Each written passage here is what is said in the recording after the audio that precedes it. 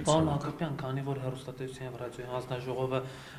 կարծիքի ազատ արտահայտության, տարակարծության ապահովման գործառույթ ունի համառությամբ իրեն վերապահված, կուզեի գնահատական տայիք, որ մեր հարկերից ծնվող հանրային հեռուստաընկերությունը օրինակ այսպես համառորեն չի անդրադառնում Ռուբեն Վարդանյանի Բաքվում պահվող մեր մյուս գերիների դատավարություններին։ Այդ հարցը փորձում են լուսանցքից դուրս թողնել։ Ինչպես կմեկնաբանեք։ Ես գիտեմ այս խնդիրը, ես կիսում եմ ձեր մտահոգությունը,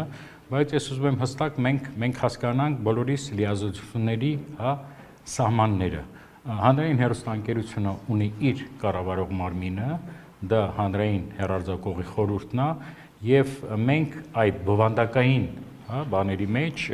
իրենց բովանդակային վեճերի մեջ կամ բովանդակության մեջ իրավունք չունենք։ Մենք ընդհանրապես խմբագրական քաղաքականության միջամտելու իրավունք չունենք։ Մենք իրավունքը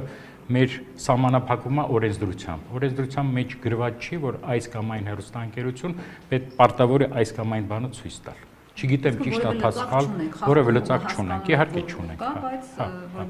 Խախտում չի ինքը օրենսդրական խախտում չի։ Իհարկե շատ ճիշտ կլինի, որ այդ ամեն ինչը լուսաբանվի։ Սա շատ ճիշտ կլինի լուսաբանվի։ Ձեր մտահոգությունը կիսում եմ, բայց գիտեք, առանձնացնել հանրայինը, որ մեր հարկատուի հաշվին է, ես մի անգամ ասել էի դուք նեղացաք ոնց որ թե, Տեկին։ Ես ասել եմ, որ բոլոր հեռուստաընկերությունները ծնվում են մեր գրպանից, որտեղ այդ գումարները, որ ակումուլացվում է, գովազդի միջոցով կլինի թե հիմնադիրների միջոցով, դա ամբողջը հասարակ հարկատուի գրպանից է գնում։ Բոլորը այդ պատասխանատվությունը պետք է կրեն։ Աշխարհում շատ քիչ տեղ կա,